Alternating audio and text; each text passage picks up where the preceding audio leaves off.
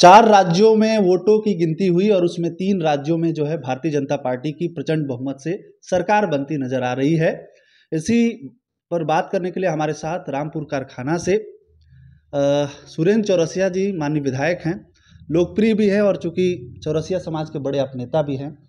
सबसे पहले आपको बहुत बहुत शुभकामनाएं, बधाई आपकी पार्टी को भी। क्या आपका इस पे पहले टिक है वो बता दीजिए एक बार। सबसे पहले मैं आपको धन्यवाद देता हूं। और आज देश की जिन 3 राज्यों की जनता ने भारी बहुमत से नरेंद्र मोदी जी के छवि को देखकर, उनके कार्य को देखकर भी जो विश्वास जताई है, इसके लिए मैं उन तीनों राज्यों के महान जनता को सादर प्रणाम करता हूं।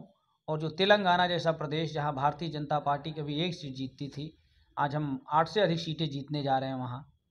तो तेलंगाना की भी महान जनता जो आने वाले समय में भारतीय जनता पार्टी की ओर उम्मीद से देख रही है, मैं सबका आज के अवसर पर अभिनंदन करता हूं कि आप सब ने नरेंद्र मोदी जी के कार्यों पर, उनके दृढ़ संकल्पों पर, जो भारत की राष्ट्रीयता के प्रति उनका समर्पण है, उसको देखकर आप सब लोगों ने भारतीय जनता पार्टी को फिर एक बार बहुमत से सरकार बनाने का अवसर दिया है।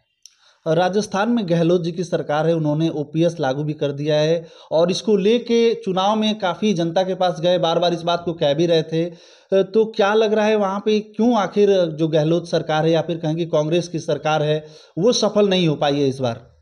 देखिए, जनता ने अपना जवाब दे दिया है। अब कांग्रेस की सरकार चली गई और वहाँ भारतीय जनता पार्टी की सरकार बनने जा रही है।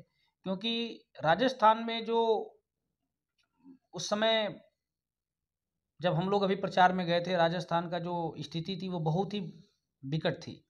जहाँ पर लूट, भ्रष्टाचार, हत्या, बलात्कार वहाँ का पेशा हो गया था। जो केंद्र की सरकार हमारी वहाँ पर पानी की समस्या को दूर करने के लिए पैसा दे रही थी, उसमें भी एक व्यापक भ्रष्टाचार हो रहा था। और पूरी जनता वहाँ मन बना चुकी थी कि हमें राजस्थान में एक अच्छी सरकार लानी है और गहलोत सरकार को उखाड़ फेंकना है। और देखिए, आज राजस्थान की वीर भूमि की धरती के लोगों ने आज जवाब दे दिया और वहाँ पर बहुमत की सरकार बनने जा रही है। कांग्रेस की बुरी तरीके से हार हुई है। खुद जो है भूपेश बघेल जी भी अभी पीछे चल रहे हैं 500 से ज़्यादा वोटों से, अभी तत्काल में जो जानकारी मिली है। तो क्या लग रहा है कि एक मुख्यमंत्री जो इस तरीके से, डिप्टी सीएम भी वहाँ के पीछे चल रहे हैं, तो ये सब कारण आखिर क्या है? ये कारण है या फिर मोदी को पनौती कहा गया, मोदी जी को, या फिर जेब कतरा कहा गया, इस तरीके की जो बयानबाजी हुई, या हिंदुओं पे जो अटैक्स हुए, क्या वो कारण है या फिर केवल विकास ही कारण है जिससे आप सभी को इतना प्रचंड बहुमत मिला है? देखिए, देश की जनता कांग्रेस को नकार चुकी है और भारतीय जनता पार्टी और नरेंद्र मोदी जी के जो काम करने का तरीका है, जो विकास है, जो विजन है, उस विजन के आधार पे जनता आज मोदी जी को आशा भरी निगाहों से देखती है। भारत तो भारत है, पूरी दुनिया के लोग आज मोदी जी की ओर आशा भरी निगाहों से देख रहे हैं कि आने वाले समय में मोदी जी के नेतृत्व में ही विश्व सुरक्षित है। तो आज देश के अधिकतम प्रदेशों में हमारी सरकार है और आने वाले समय में अभी लोकसभा का 24 में चुनाव होने जा रहा है, तो आप इसे सेमीफाइनल भी मान सकते हैं। जी, जी। और हम फिर 300 से अधिक सीटें हम लोग पाकर और केंद्र में सरकार बनाने जा रहे हैं। एक एक अंतिम सवाल, लोकसभा में क्या-क्या मुद्दे आप लोग लेके आने वाले हैं? क्या-क्या एजेंडा होगा आपकी पार्टी का? क्योंकि अभी तक तो जो आपकी जो विजय रथ है वो अबाध गति से चलती जा रही है, चाहे विधानसभा के चुनाव हो, चाहे लोकसभा के चुनाव हो। इस बार क्या एजेंडा होगा भारतीय जनता पार्टी का?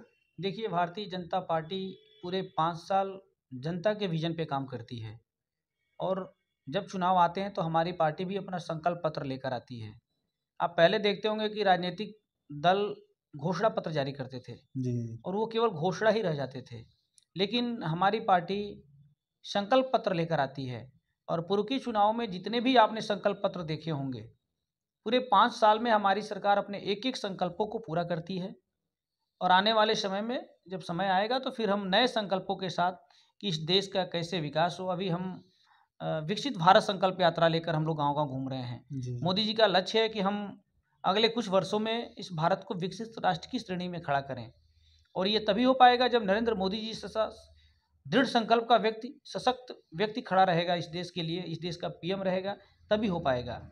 और आने वाला जो विज़न हमारा है वो यही है कि भारत कैसे विकसित हो, भारत के युवाओं को कैसे रोज़गार मिले, भारत के लोगों को कैसे सुरक्षा मिले, भारत की जो माताएँ-बहनें हैं कैसे वो सब लोग आत्मस्वावलंबी बन के और भारत की अर्थव्यवस्था को दुनिया की नंबर 1 की अर्थव्यवस्था बनाई जाए। जी। समय देने के लिए आपका बहुत बहुत शुक्रिया, बहुत बहुत धन्यवाद।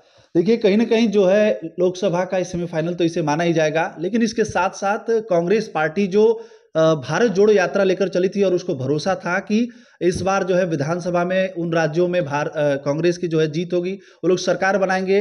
और उसके लिए जो बयानबाजियां हो रही थी इंडिया गठबंधन के जो अलायंस के जो लोग थे, वो बड़े बड़े नेता थे, उन लोगों की तरफ से कहीं ना कहीं उस पर वो लोग जो है हार का मुंह उन लोगों को देखना पड़ा है। उनका जो एजेंडा था, जो बयानबाजियां हो रही थी, उसका नुकसान उन लोगों को जो है उठाना पड़ा है। अब देखना ये होगा कि लोकसभा चुनाव में इन सब बातों का कितना असर पड़ता है और इन सब बातों से जो है कितना कांग्रेस या फिर इंडिया गठबंधन सबक लेती है। बाकी आपकी क्या राय है?